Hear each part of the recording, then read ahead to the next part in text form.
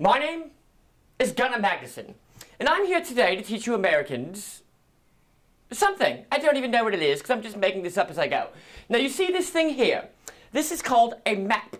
On this map, you will find different places and things and such and so on and how forth and everything else you could possibly imagine. Now, the reason I'm showing you these maps is because most of you Americans are just wankers and tossers and don't know anything about geography.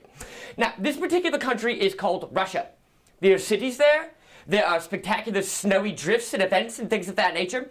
And some of its principal cities include Moscow, St. Petersburg, otherwise known as Leningrad, Nizhny Novgorod, Omsk, Tomsk, Novosibirsk, Irkutsk, and Vladivostok. Now, Vladivostok is where the Pacific Fleet is. The Pacific Fleet of the Russian Navy is based out there.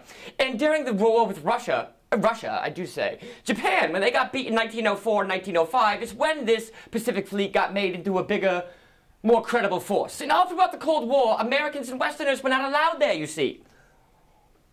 Why? It was a closed city. That meant only key members of the Communist Party were allowed to be there. And this is also where the primary Soviet naval fleet was. Not the naval fleet, the submarine base. Quite right, whichever. The next country we're going to be going over to is Mongolia. Why Mongolia? Well, why not Mongolia? Mongolia is stuck in between China and Russia, and it has basically been there for the past 5,000 years or so, and nobody would even know it exists. Everybody only knows about Genghis Khan and Kublai Khan and this, that, and everything else. Mongolia still exists today, and those bastards are the reason they built the Great Wall of China. Now, these Mongolians, with the exception of Ulaanbaatar, which is the capital city, you see, live out in the desert as nomads. They're called, I'm not sure if they're called Bedouins or what they're called, but they live in these yurts. Yurts are kind of like a glorified tent, and they're spread up and popped out all over the desert out there, and that's just where they live. They're very simple people. Now, the desert out there is the Gobi Desert. The Gobi Desert, I will have you know, is the coldest desert on the planet, with the exception of the Arctic, but blah, blah, blah, blah, blah. Nobody needs to know about that. Now, the Gobi Desert is also the highest desert on the planet, and the Gobi Desert was created when this thing here, this is India. India is a country, you see, pushed into the Asian landmass and created the Himalaya Mountains. The farther end of the Himalayan Mountains is known as the Gobi Desert, which is why it's so high up. Now, moving on to another country, why don't we go to India next, since we're already at India? It's right here.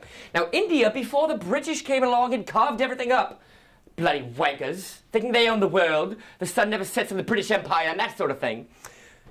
In any event, the Indian Empire was rather large, but in 1947, when the British decided they were going to carve it up, it turned into a Muslim section of Pakistan, and then the Eastern Muslim section of East Pakistan, which in 1971, after a rather violent, bloody civil war, got its name changed to Bangladesh. And I'll have you know that the capital of Bangladesh is Dhaka. Did you know that? Of course you didn't. You're a tosser. The second biggest city in Bangladesh is Chittagong. Funny sounding name. Irrelevant. Off the southeast coast of India is Sri Lanka, where the Tamil Tigers are from. They're a political group, not a terrorist organization, and that's capital is Colombo. And long story short, India today is basically 4 countries of what the Indian Empire used to be. Moving eastward or westward or northward, where would you like to go next? I know, to where the white people are. We'll go to Europe.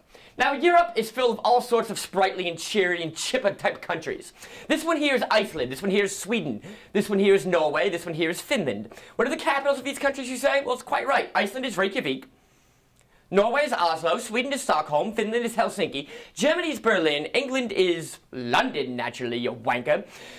Ireland is Dublin, Poland is Warsaw, France is Paris, Germany is Berlin, which I already said, but might as well say it again since they invade everybody. Austria is Vienna, Switzerland is Bern, Madrid is Spain, Italy is Rome, and so on and so on. You're supposed to know these things by now. Bloody Americans don't even know the capitals of their own freaking their states. How many states are there? 50. How many provinces are there in Canada? Not many Americans know this. This here is Canada. Canada is a country. People live there. There are many igloos everywhere you go.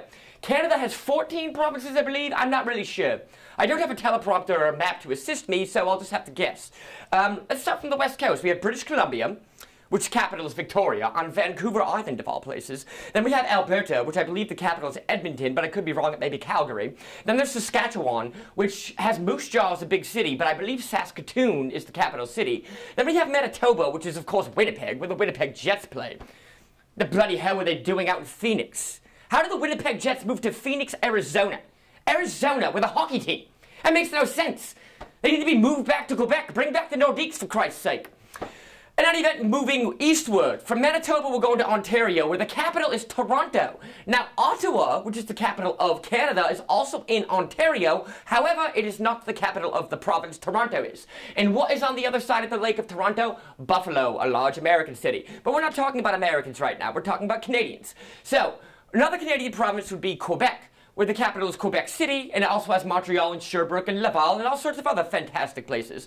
Way up into the northwest, we have the Northwest Territories, which I believe is Yellowknife, and then we also have Nunavut, which capital is Iqaluit.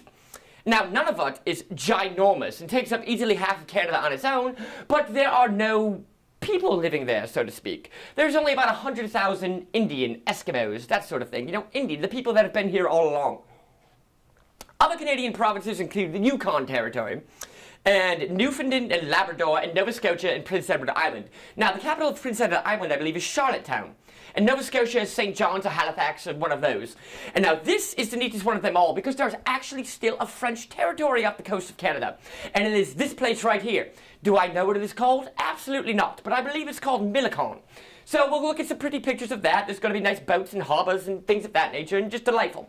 Now, where should we go after we leave Canada? Nowhere. That's going to be all for today's episode. And I'll fill you in next time on the next episode of Americans Are Wankers. Thank you. I'm Magnus Gunnison. Goodbye. I don't know how dumb you think.